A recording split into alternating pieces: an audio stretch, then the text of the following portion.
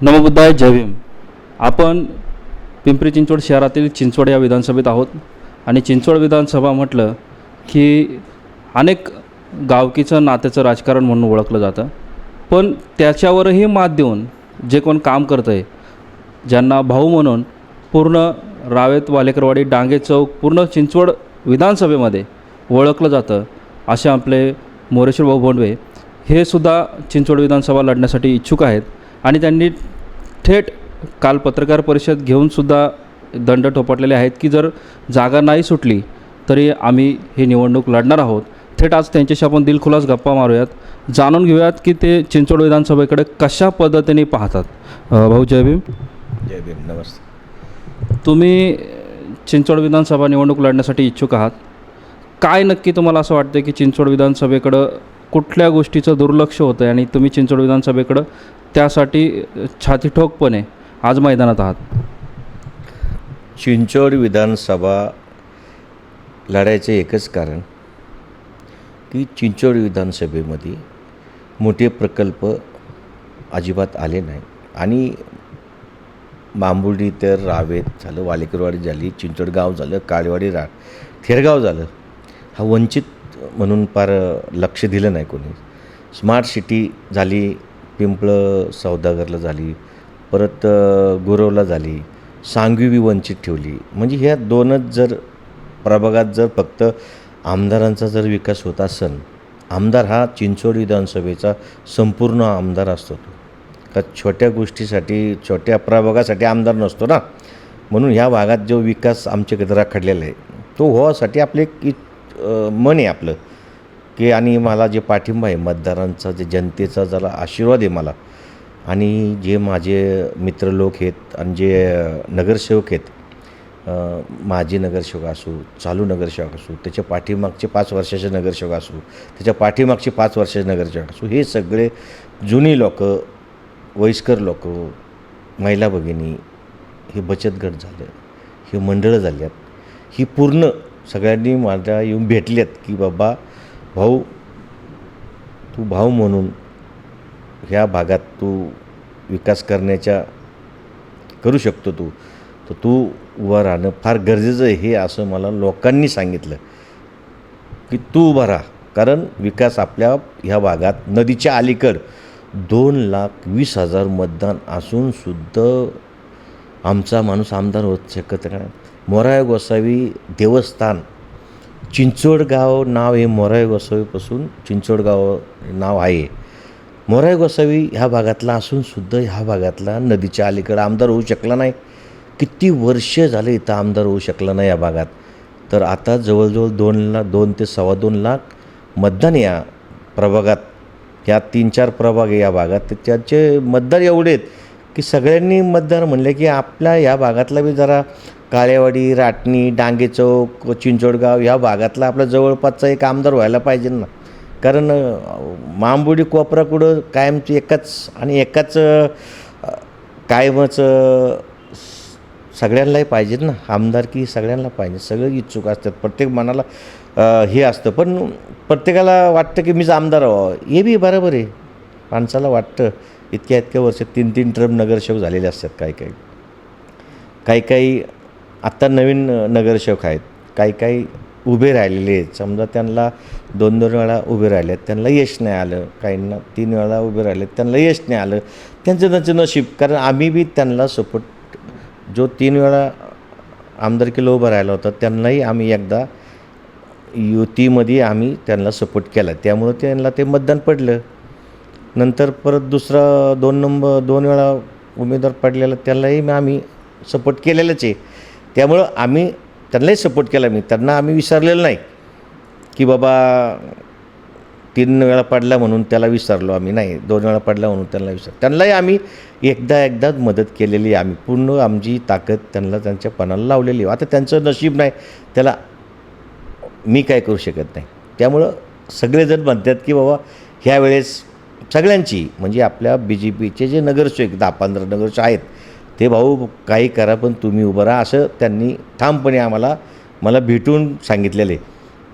एकदा त्यांचं काय ते म्हणले तुम्ही काही करा. मी म्हणलो मी अजितदादांना सोडू शकत नाही. ते म्हणले बघा आम्ही जरी बी जे पीत असलो तर आम्ही तुम्हाला मतदान हे पूर्ण करण्याचं जबाबदारी आम्ही घेऊ. दादाकडून आम्ही प्रयत्न करतो आहे की तिकीट मागण्यासाठी आम्ही सगळेजण हां की बाबा शेवटी बघा महाराष्ट्रात तिकीटं आदली बदली होतेच ना. समजा आता म्हणतात त्यांच्या घरात वाद आहे काय आहे. आता हे वाद आपल्याला माहीत नाही, आपण कुणाच्या घरापर्यंत डोकवत नाही ना. जे आता टी व्हीला बातम्याला येते तेवढंच आम्ही ऐकतो आहे की बाबा त्यांच्या घरात वाद आहे. त्यामुळं त्यांच्या घराचा वाद त्यांच्यापाशी आहे किंवा कुणाच्या घरात वाद लावून आपल्याला निवडून यायचं असं आमची भूमिका नाही आहेत. कारण त्याच्या प्रत्येकाच्या घरात थोडं थोडं वाद असतोच. आमच्या घरात वाद असतो, भावकीचा वाद असतो, चालू असतं ते. तो संघर्ष सोडून आपल्याला जनतेसमोर यायला लागतं. त्यामुळं मला खात्री आहे की मी आमदारकी लढणार आहे, मला माहिती आहे. पण माझ्या सगळे जे आमचे राष्ट्रवादीचे नगरसेवक आहेत, जे आमचे माजी नगरसेवक आहेत, त्यांना विचारून मी उभं राहणार आहे. मी स्वतः डिसिजन घेऊ शकत नाही की मला उभं राहायचं आहे. एकंदरीत आपण पाहिलं की सध्या जागेवरचा तिढा जो आहे, जर आपण पाहिलं तर भाजपचा या ठिकाणी आमदार असल्यामुळं भाजपनी त्यांचं जे आहे स्टँडिंग आमदार जिथं आहे तिथं जागा देण्याचं हे तिन्ही पक्षाचं ठरलेलं आहे महायुतीमध्ये. तसं जर पाहिलं आपण तर ही जागा राष्ट्रवादीला सुटणं अशक्य आहे.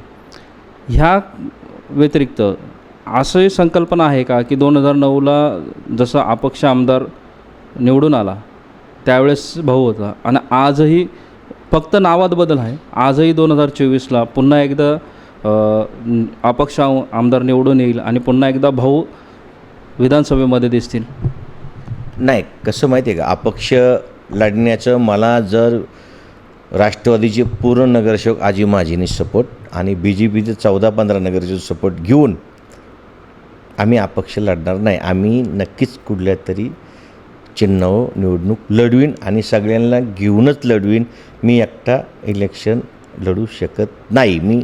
कारण आम्ही सगळ्यांनी एकजुटी केलेली आहे. मी कुणालाही ह्या पदासाठी, आमदारकीसाठी किंवा यांच्यासाठी डावलून मी कुठं जाणार नाही. आमचे सगळे नगरसेवक असू, प्रशांत शितोळे असू, मयूर असू, नडे असू, अजून जेवढे नगरसेवक आहेत किंवा आमचे मित्र आहेत, समजा चंद्रकांत खाते पाटील, ते बी आमचं नातेवाईकच आहेत. शत्रुघ्न बापू काटे आमचे नातेवाईक आहेत. म्हणजे आमचे आहेत भरपूर, त्या राष्ट्रवादीचे नगरसेवक सगळे आहेत ना. त्यांची बी इच्छा आहे की बाबा आपण सगळ्यांनी एकत्र येऊन एक उमेदवार देण्याची त्यांचं सगळ्यांचं तयारी दर्शवलेलं आहे सगळ्यांनी. त्यामुळं नशिबात आता कुणाला आम्ही उमेदवारी देणार आहे हे आम्ही येत्या 8-10 दिवसात आम्ही ठामपणे तुमच्या मीडियासमोर आम्ही सगळीजण येऊन ठरवू. असं आता आपण पाहिलं की आपल्याच राष्ट्रवादीचे नगरसेवक आहेत, माजी नगरसेवक भाऊसाहेब भोयर, ह्यांनी पक्ष या विना पक्ष दोन्ही तयारी ठेवलेली आहे आणि प्रभागामध्ये देखील फिरत आहेत. जर समजा तुमचं एकीकरण जर झालं तर कोणत्या पक्षातून निवडणूक लढण्याचा तुमचा असा ठाम निर्णय असा? नाही, भाऊसाहेब भोयर ज्येष्ठ नेते आहेत, आमचे मार्गदर्शक आहेत ते. आणि ते नक्कीच ते किंवा त्यांचं म्हणणं आहे की अपक्ष लढावा किंवा काय, अजून टाईम आहे. ते सुद्धा नक्कीच आमच्या संघ येईन असे आम्हाला खात्री वाटते. कारण त्यांचं शेवटी त्यांच्या इच्छा असेल अपक्ष लढायचं तर त्याच्यात आम्ही थांबू शकत नाही ना कुणाला की बाबा तुम्ही लढू नका किंवा काय. शेवटी तो बी आमचा मित्र आहे, आमच्या जवळचा व्यक्ती आहे, आमच्या राष्ट्रवादीचा तो ज्येष्ठ नगरसेवक आहे. त्यामुळं त्यांचाही बी आम्ही भेटून त्यांचाही सल्ला आम्ही घेऊ सगळे नगरसेवक मिळून. भाऊ, चिंचवड विधानसभेला तुमच्याकडं आमदार म्हणून पाहिलं जाते आता सध्याच्या स्थितीला. एक भावी आमदार म्हणून न बघता की थेट आमदार तुम्ही होणार आहात ह्या भावनेने चिंचवड विधानसभेकडे तुम्ही कुठल्या दृष्टिकोनातून पाहता की कुठली विकास कामं रखडल्या आहेत, कुठली विकास कामं गरजेची आहेत आणि कुठल्या कामावरती जोर दिला पाहिजे? आता देवरोड ते वाकडपर्यंत हायवे रोडची काय परिस्थिती आहे, साईड पट्टीची काय परिस्थिती आहे. आज IT पार्क आपल्या या शहरातून बाहेर चालले आहे. आता जे इच्छुक म्हणतात त्यांना IT पार्क हा शब्द तरी त्यांना, कारण आम्हाला शब्द माहीत आहे, कारण आमचे इथं IT पार्क बरीचसं फ्लॅटमध्ये सगळे IT पार्क राहतात ना. त्यामुळं आज IT पार्क सगळे बाहेर चालले आहेत. ट्रॉफिकची एवढी जबरदस्त लोकांचा हाल आहे. एकदा निघाले की नक्कीच तो 1 तास तरी IT पार्क नोकरी जॉबला जाण्यासाठी लेट जातो. त्यामुळं ह्या भागातला सगळ्यात मोठा पाणी प्रश्न बी आहे. आज तुम्ही सांगा, तातोड्याला पाणी नाही, हिंजवडीला पाणी नाही, वाकडला पाण्याची परिस्थिती खराब आहे, डांगे चौकात आहे, पुनावळ्याला आहे. फक्त आमचा एकमेव प्रभाग आहे की पाणी एकदम व्यवस्थित आहे. मांबोडी, किवळं, रावेत आणि वालेकरवाडी या भागात पर चिंचवड गावापर्यंत बिजलीनगर असू या पाण्याची व्यवस्था कमीत कमी टँकरने तर पाणी आणायची लागत नाही एवढी व्यवस्था मी या भागात करून दिलेली आहे. मला एकच की वाईट वाटतं की पुनावळं एवढं आता खराब झाले, रोड लाईटने किती परिस्थिती गेले 3 वर्ष होत आल्यात. आता नगरसेवक नाही आम्ही तरी किती लोकांपर्यंत आम्ही त्रास सहन करायचा. कारण प्रत्येक मतदाराला वाटतं की फोन करून की आम्हाला हे काम करून द्या, आम्हाला बाकडे द्या, आम्हाला तिथं खड्डे पडल्यात खड्डे बुजवा, पाणी आले, कचराची समस्या आहेत. म्हणजे अशा भरपूर प्रश्न आहेत. आणि आपल्या ह्या भागात चिंचवड गावापासून तर मांबुडीपर्यंत आमच्या इथं नाट्यगृह नाही, मोठं ग्राउंड नाही. हे कोण करणार? कारण आत्ताचे मागचे जे आमदार झालेत त्यांचं लक्ष महाराष्ट्राचं तिकडं मंत्रालयात जाऊन काम करायचं सोडून ते जास्त महानगरपालिकेत जास्त लक्ष देतात. म्हणजे ते आमदार नाही आहेत, ॲक्च्युली ते नगरसेवक आहेत. आत्तापर्यंत जे आमदार झालेत ना ते मुंबईला जाण्यापेक्षा इकडंच जास्त महानगरपालिकेत लक्ष देतात. त्याच्यामुळं त्यांचं कामं ते करून घेतात. महाराष्ट्र शासनाचा निधी येत नाही आपल्याकडे थोडक्यात. महाराष्ट्रातला निधी ह्यांनी जायला पाहिजे का नको? महाराष्ट्रातला निधी केंद्रातला निधी, महाराष्ट्रातला निधी. आज मुकाय चौकात किती ट्रॉफिक आहे, आज वाकडच्या चौकात किती ट्रॉफिक आहे, तातवड्याच्या चौकात बघा, पुनावळा चौकात बघा, तर भूमकर चौकात बघा. मी एवढे लोकांचा हाल आहे, हे कोण बघणार? हे माननीय आमदार लोकांचं काम आहे आणि खासदार लोकांचं काम आहे. हे नगरसेवकांचं काम नाही आहे. कारण नगरसेवक काय तिथला केंद्र सरकारचं काम आहे, ते फंड तिकून ते आणणार ना. दोन्ही आमदार खासदार दोघं संगमताने बसून त्यांनी हे विकास काम करायला पाहिजे ना. हे नगरसेवक त्याच्यामुळे काय माहिती का, जे आता पहिल्यापासून जे ठरलं 2014 पासून आमदार कुठं असतात तर महानगरपालिकेत जास्त दिसतात. म्हणजे महानगरपालिका की एवढी किती 129-30 नगरसेवक असताना त्यांना व्हॅल्यूच नाही राहिलं. एखादा 2 नगरसेवक जे पावर असतं की ज्यांना थोडा दबदबा असतो त्यांनाच ते जरा दचकतात, बाबा जरा यांच्या नादी नको लागायना, तर हे आपलं काहीतरी उकूर करायचं. म्हणजे अशा प्रमाणात ही कामं होतात. म्हणजे आमची कामं झाली. काही नगरसेवक आहेत त्यांची कामं अडवायची त्यांची ताकद झालेली नाही आहे. आणि तू पुढं कधी ती आमची कामं अडवू शकत नाही एवढी आम्हाला खात्री आहे. त्याच्यामुळं आम्हाला हे सगळं बदल करायचं आहे. हा बदल काय करायचा की आमदार मुंबईत पाहिजे, आमदार महानगरपालिकेत काय नाही पाहिजे. म्हणजे साधं रोडचं उद्घाटनला आमदार असं नसतं. रोडचा उद्घाटनला कोण पाहिजे? महापौर पाहिजे, तिथलं स्थानिक नगरसेवक कोण असेल 3-4 पाहिजे. म्हणजे बाई कुठल्या पक्षाचा असू, त्याला न बोलावता एखाद्या प्रभागात एकच पक्षाचा त्यांचा माणूस असतो, त्यालाच घेऊन जायचं, त्यांनीच नारळ फोडायचा, त्यांनीच हे काम करायचं. त्याचं समजलं की त्यांनी फेसबुकला व्हॉट्सअपला टाकून मोकळं व्हायचं की माझ्या प्रयत्नातून आमदाराच्या प्रयत्न केलं. म्हणजे बाकीच्या 3 नगरसेवक नाराज होत नाही का? म्हणजे अशा परिस्थितीत ह्यांनी ह्या लोकांनी जे आता चालवलेले हे सगळं बदल करायला पाहिजे. आणि खरोखर सांगतो, आमदार पब्लिकनी एकच ठरवलं पाहिजे की तुला आम्ही निवडून देतो आहे, आमचं मत हे मुंबईसाठी आहे. मंत्रालयामध्ये आमचा आमदार भांडायला पाहिजे, मंत्रालयापासून गाजवायला पाहिजे. इथले लोकल तुम्हाला या सारे टीडीआर किंवा ह्यांना तुम्हाला करायला हे काय उद्योग करायला सांगितलेलं नाही तुम्हाला. शासन निधी इथं आणून सुद्धा ते इथंच बसतात. येऊन जाऊन आपले महानगरपालिका आयुक्ताला चला भेटायला. त्या आयुक्त साहेब चांगले आहेत आपले या भागातले, थोडं काम करतात, पण त्यांनाच जाऊन मग भेटायचं. त्यांच्यावरच काही वेळेस रुबाबदारी करायची. आज कमिशनर लेवलच्या माणसांना जर तुम्ही असं वाईट वक्ते बोलत असेल तर चांगलं नाही ना. ते 4 लोक ऑफिसमध्ये बसवायचे, त्यांना फोन लावायचा, एक असं काय कामं करीत नाही असं नाही. आयुक्तांनी चांगल्या पद्धतीने काम करतात. ते आयुक्तांनी नगरसेवकांचं काम करायला पाहिजे, आयुक्तांनी बी आमदारांचं कामं नाही करायला पाहिजे. आता बाबा तू तिकून ऑर्डर काढ, मुंबईहून ऑर्डर काढ, मला सांग, मी काम करतो. म्हणजे तुम्ही कॉर्पोरेशनला मोठा मोठा फंड आणून द्या ना. साधं एक ग्राउंडचं इथं प्रश्न आहे. मी मागं सांगितला की बाबा मुंबईला आहे की ह्या भागातलं एक ग्राउंड उद्यान आपल्याला डेव्हलप करायचं आहे, की आपल्याला बॉम्बेहून फंड भेटतो 50 कोटी, तो सुद्धा उपलब्ध करून कोणीच तयार होत नाही. कोणता फंड आणला यांनी किती मोठा काय? म्हणजे जे महानगरपालिकेचं कामातूनच तुम्ही हे करता ना सगळं पुत.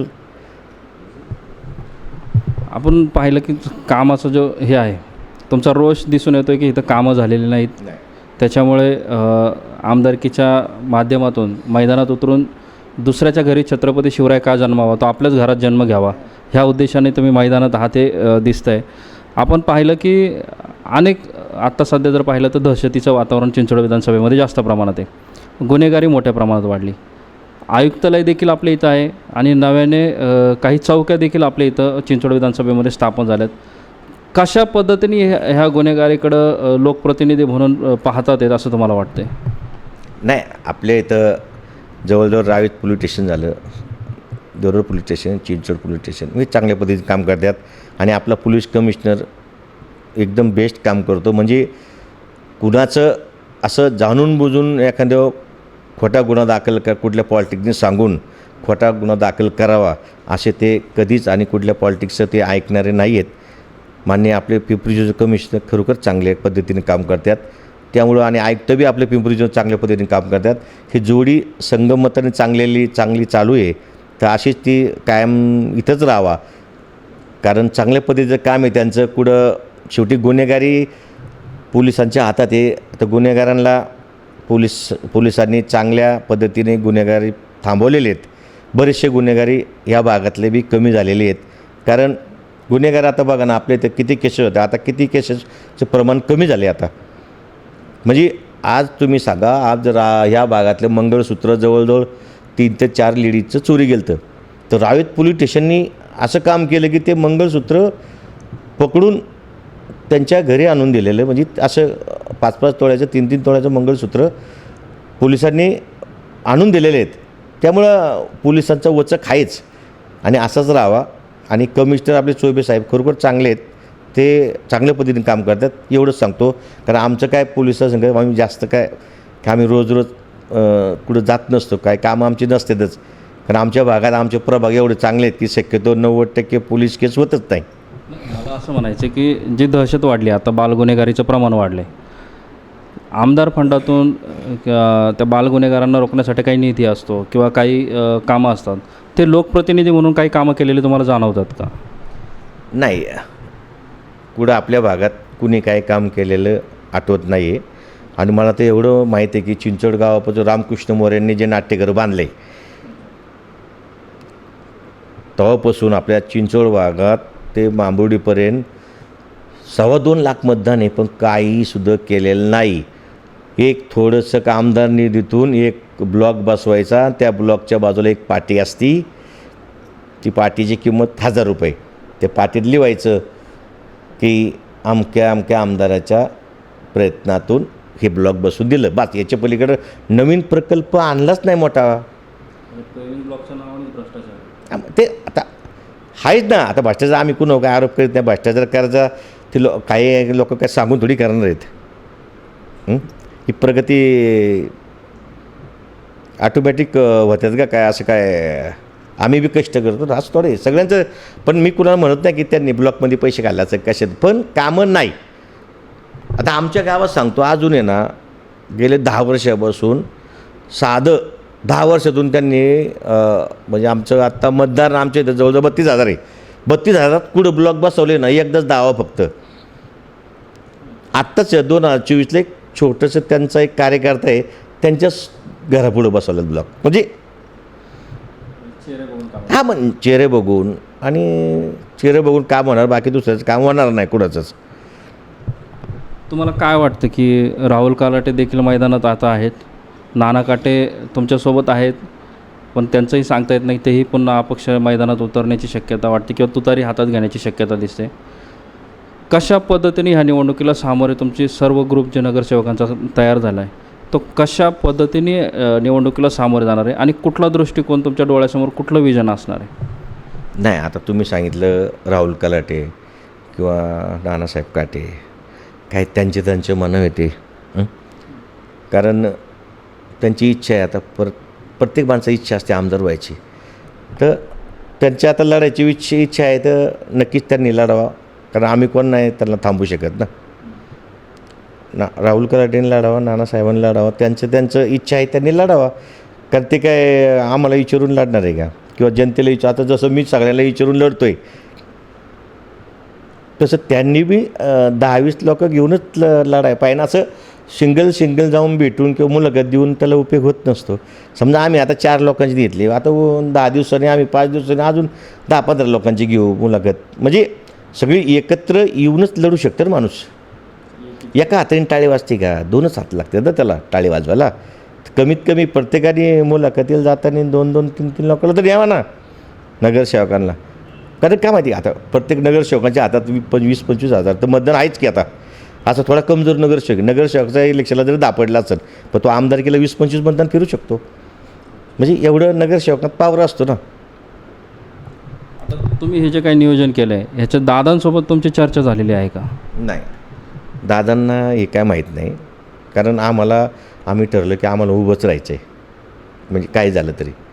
पण दादा काय नाराज होणारच की. शेवटी त्यांचे एकदम जवळचे समर्थक चालल्यात. पण आम्ही दादाबद्दल असं कधी वाईट किंवा हे आम्ही आयुष्यात बोलणार नाही. कारण त्या नेत्यांमुळं आम्ही घडलेलो आहे. म्हणजे त्यामुळं आम्ही त्यांना काही सोडून चाललेलं नाही. अजून काय आम्ही कुठल्या पक्षात चाललेलं नाही. जो आमचा सगळ्यांचा जो निर्णय ठरच 25-26 जणांचा, त्यावेळेस आम्ही दादा जाऊन भेटून आणि रिक्वेस्ट करून आम्ही काहीतरी करू, किंवा आम्ही चिंचवडलाच शक्यतो राष्ट्रवादीत तिकीट आणायचा प्रयत्न करू. आता सध्या राष्ट्रवादीकडून लाडक्या बहीण योजनेचं मोठ्या प्रमाणात काम चालू आहे. त्याच्यानंतर आता सध्या दादांनी विविध योजना महाराष्ट्रात राबवण्याचं काम सुरू केलं आहे. त्याचा फायदा चिंचवड विधानसभेत तुम्हाला कशा पद्धतीने होऊ शकतो? नाही, होईना ना. आता प्रत्येक प्रभागात, आता माझ्या प्रभागात जवळजवळ माझ्या हिशोबाने लाडकी बहीण योजनेचं जवळजवळ 2,500-3 हजार तर फॉर्म भरलेलेच आहे. म्हणजे आहे ना. आता एक लाडकी बहीण म्हणजे तिच्या घरात त्यांचं मिस्टर असणार, मुलं असं, सासू सुना असेल, मग 4 मतं झाली ना. म्हणजे त्या जे आहे, आता माझ्या प्रभागात जर 2,500 आहेत, तर अशा प्रभागामध्ये लाडकी बहिणीचा फायदा झालेलाच आहे, त्यांना होणारच आहे ते. आणि ज्या लाडक्या बहिणीला पैसे भेटतात, ती जरी कुणी काय म्हणलं तर ते बिचारी, ज्यांच्यामुळं काय भेटलं तर उपकार कुणी विसरत नसतं. बरोबर आहे का नाही? आज मी तुझ्यासाठी काय केलं, तुम्हाला विसरशील का? नाही विसरणार. त्यामुळं असं त्यांना जे आता गव्हर्नमेंटनी स्कीम केलेली आहे, त्याचा त्यांना फायदा होईलच. चिंचवड विधानसभेमध्ये अनेक झोपडपट्ट्या आहेत. त्या माध्यमातून दलित वस्ती योजना ज्या आहेत त्याचा अभाव दिसून येतो आहे. उद्या कदाचित तुम्ही आमदार झालात, जर तरचा प्रश्न म्हणजे घेतो आहे की जर तुम्ही आमदार झालात, तर ह्या चिंचवड विधानसभेमध्ये दलित वस्ती योजनेचे काही उपक्रम आत्तापर्यंत म्हणजे आलेले दिसत नाहीत. SRA, PMY हे सोडले तर त्यासाठी तुम्ही प्रयत्न करणार का? नाही, करणार ना. आता दलितांसाठी किंवा आपल्या सगळ्यांसाठी, मागासवर्गासाठी किंवा आपल्या सगळ्या समाजासाठी जे काय असेल, जेवढ्या गव्हर्नमेंटच्या योजना आहे ना, नक्की आणावा. आणि आपल्या इथं जागा आहेत, मोठे मोठे प्रकल्प करायला आहे, मोठं ग्रंथालय करायला जागा आहे, आपल्याकडे सगळं करायला जागा आहेत. पण ते मनातून इच्छा पाहिजे ना तुमच्यासाठी करायला. कारण नुसतंच आपले आताचे आमदार काय करतात, गाववालेच जास्त धरून बसतात, बाहेरच्यांना जास्त जवळ घेत नाही ना 90%. किंवा ज्याला आता शब्द ह्याला अमक्या तमक्याला वा तो 5 एकर जमीन, त्याच्या जगत दुसती जास्त, की कधी उद्या भविष्यात त्यांच्या संघ हे होईन, जॉईंट व्हेंचर होईल किंवा काय विचार असेल त्यांच्या. म्हणजे सर्वसामान्य एखाद्या 10 गुंठ्या 1 एकरवाल्याला कधी काय विचारितच नाही ना. आणि जे बाहेरचे आले, समजा असे सांगली, सातारा, कराड, कोल्हापूर आलेला, त्यांना कुठं काय सांगा ना, त्यांना काय त्यांच्यासाठी काय केलेलं आहे. तुमची कामाची जी भूमिका आहे ती सर्वसमावेशक दिसून येते. सगळे महाराष्ट्रातले जेवढे जिल्ह्यातली जेवढी बाहेरची लोक इथं आल्यात, ते खरे आमचे मतदार आहेत. विदर्भातले असो, मराठवाड्यातले असो, सगळीच लोक खरोखर इथं जे आल्यात नोकरीसाठी, त्यांनी उद्योगधंदा बी चालू केला आहे आणि चांगल्या रीतीने बघा ना, ते बाहेरून जरी लोक आल्यात तर इथं जमीन घेऊन सगळ्यात फॅमिली मुलांचं लग्न टॅपटीपमध्ये राहतात. त्यांचा आहे का कुणाला त्रास? मग त्यांच्यासाठी ह्या गेले 15-20 वर्षापासून कुठल्या आमदारांनी काय केले त्यांच्यासाठी मला सांगा ना. आता बघा तुम्ही आता केरळ भवन बांधलं इथं, बरोबर. आता इकडं समजा सगळ्यांचं आपलं साताराचे लोक आहेत किंवा कोल्हापूरचे, असं सगळ्यांचं वेगवेगळे थोडंसं त्यांना हे करून द्यायला पाहिजे ना समाजासाठी त्यांच्या. हां, एकत्र त्यांना घ्यायला पाहिजे, त्यांना कुणी विचारत नाही. त्याच्यामुळे लोक फक्त मतासाठी त्यांच्याकडे जातात, बाकी त्यांचा काहीच विकास करीत नाही. आणि ह्यावेळेस कसं माहिती का आमदारकीला आता जास्तीत जास्त तुम्हाला तर माहिती आहे आता काय चालणार. लोक पैसेच वाटायचा प्रयत्न करणार ना. पण आम्ही वेगळ्या पद्धतीनं आम्ही जे बांधणी केलेली आहेत की विचारांची केली, सगळ्यांची केली, आणि समोरच्याचे किती पैसे आहेत ते आम्हाला बघायचे आणि तो कशा पद्धतीने लोकांवर फॉलोअप करतो आहे तेही बघायचे. त्याच्यामागं आम्ही यंत्रणा लावलेली आहे कोणची, की तो पैसे कोणत्या कार्यकर्त्यांना देतात, कोणत्या कार्यकर्त्यांना तो वाटपचं कार्यक्रम करतो आहे, कसा करतो आहे, त्याच्यामागं आम्ही जास्त यंत्रणा सगळे नगरसेवकांनी लावलेली आहेत. कारण समोरचा माणूस म्हणतो मी 300 कोटी करणार, कोण म्हणतो 200 कोटी, असा आवाज येतोच की चांगला आनंद आहे. जर मतदाराचा फायदा होत असेल तर यंत्रणा आहे वाटायचं, वाटवा म्हणायचं तुमच्या. यंदा तुम्ही ठरवलं आहे की आमदाराला पाडायचं आणि आमदार व्हायचंच. जाता भाऊ, महत्त्वाची गोष्ट आहे की ज्यावेळेस चिंचवड विधानसभेमध्ये कोरघोड्याचा प्रयत्न येतो आहे किंवा अंतर्गत प्रश्न येतो आहे, काही तुमचे हितचिंतक आहेत, काही मित्रमंडळी आहेत, हे तुमच्यासोबत फोटोत तर दिसतात, मात्र पलीकडे जाऊन चर्चा वेगळी करतात. त्यांना कानपिचक्या काय देणार तुम्ही?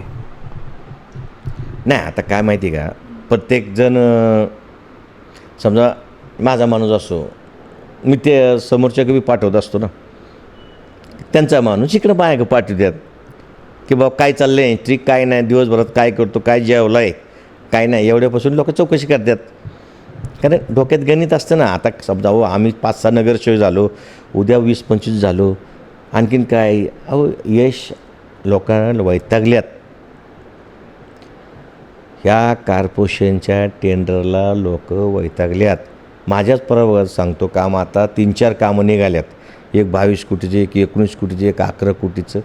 त्याच्यात बी परत आता आमचं अर्धा 25% काम आमचं झालं असतं. आता एवढे खड्डे पडल्यात, हे कामं अडवल्यात, कुणी रिंग झाली, मग रिंग झाल्यानंतर परत रिटेंडर काढले, परत त्याला वेळ जातो ना.